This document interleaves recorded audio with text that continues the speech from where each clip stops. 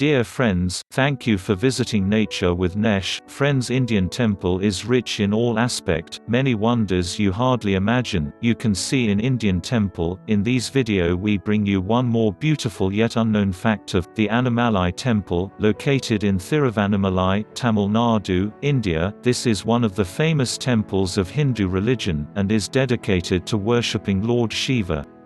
The Saivism section of Hindu religion, specifically, are involved in being the ardent followers of this temple. This temple is one of the temples which have been associated with Pancha Bhuta Stalas, the five elements, and specifically with the Agni or fire.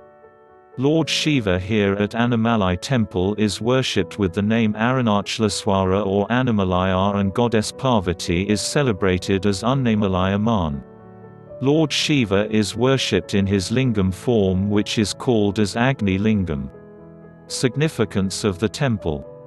For the followers of Shaivite, the temple is believed to be a biggest place to visit, for it represents one of the sacred five elements of the universe, the fire.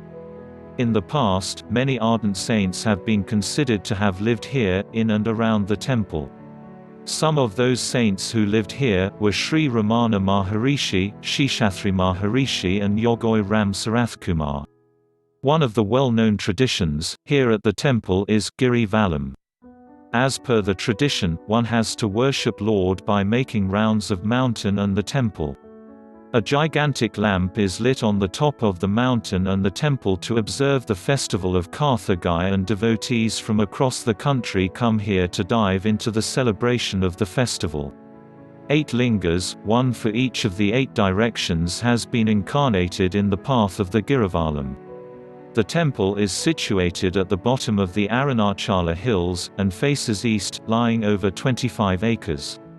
The walls on the east and west measure 700 feet (210 meters), the south 1,479 feet (451 meters), and the north 1,590 feet (480 meters). The present masonry and towers date back to the 9th century CE, as seen from an inscription in the structure made by Chola kings, who ruled at that time. Further inscriptions indicate that before the 9th century, Tiruvannamalai was under the Pallava kings, who ruled from Kanchipuram. It has 4 gateway towers, the Gopuram, on its 4 sides. The eastern tower, the Rajagopuram, is the tallest in the temple. The base of the Rajagopuram is made of granite, measuring 135 feet (41 meters) by 98 feet (30 meters).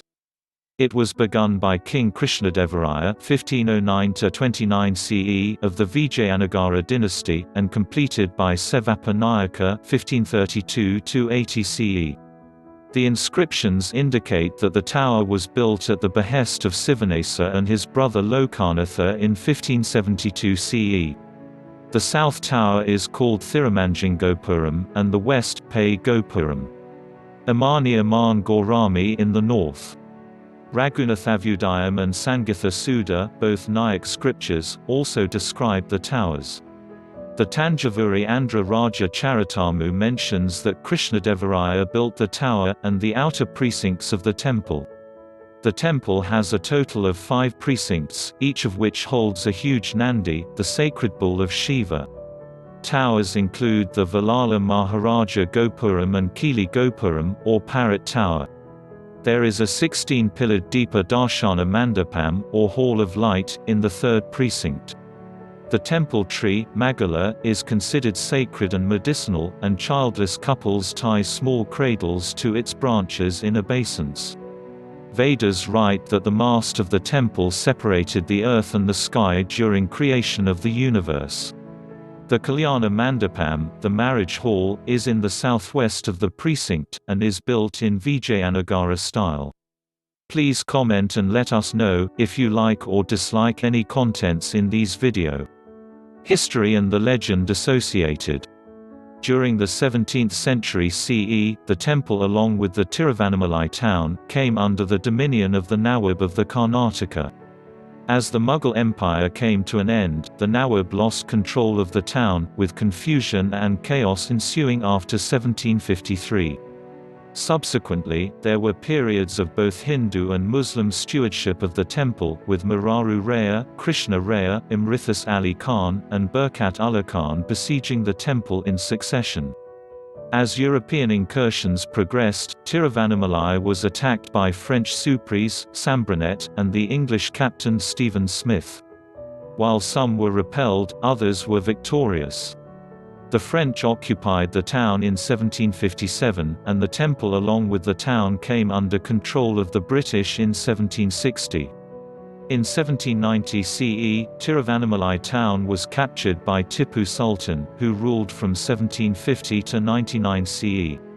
During the first half of the 19th century, the town along with the temple came under British rule. From 1951, under the provision of the Hindu Religious and Charitable Endowments Act, the temple has been maintained by the Hindu Religious and Endowment Board (HR&CE) of the Government of Tamil Nadu. In 2002, the Archaeological Survey of India declared the temple a National Heritage Monument and took over its stewardship. Widespread protests and litigation with the Supreme Court of India, however, led the Archaeological Survey to cede the temple back to the Hindu Religious and Endowment Board. Story 1. Various Tamil and Sanskrit scriptures have explicitly described the incarnation of Lord Shiva and the temple. It is said that, once Lord Vishnu and Lord Brahma got into tussle on who is great among the two of them is. As a result, they wanted to have a competition, and asked Lord Shiva to be the judge of the competition. Upon which, Lord Shiva agreed, and Shiva told them, that the one who can reach the feet and the crown of the Shiva Lingam, will be judged as the most powerful.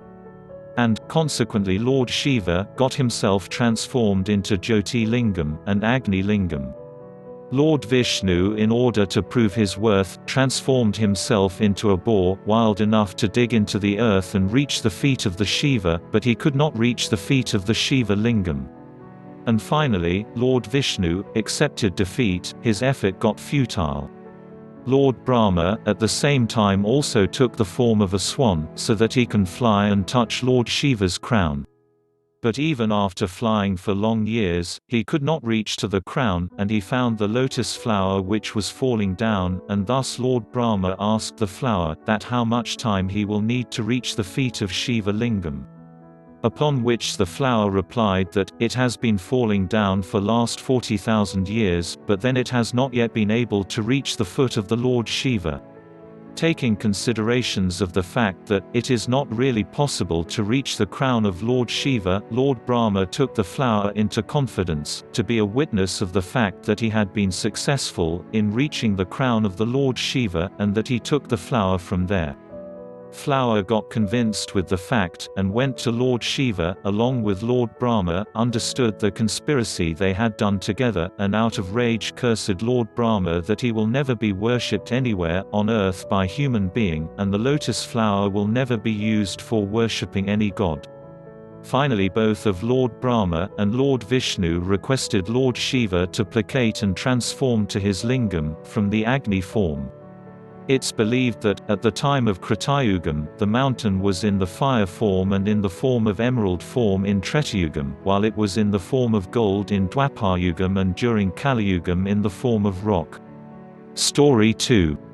It is said that, once out of love, goddess Parvati closed the eyes of Lord Shiva, her husband, while they were sitting at Mount Kailash.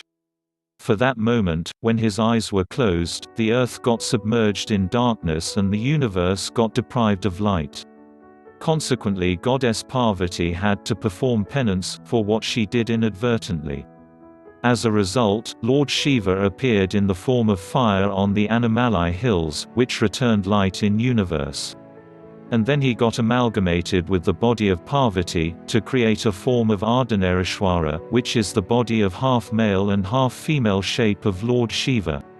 Just behind the Annamalai temple is the Red Mountain or the Annamalai, and the hill is considered as the representation of Lord Shiva.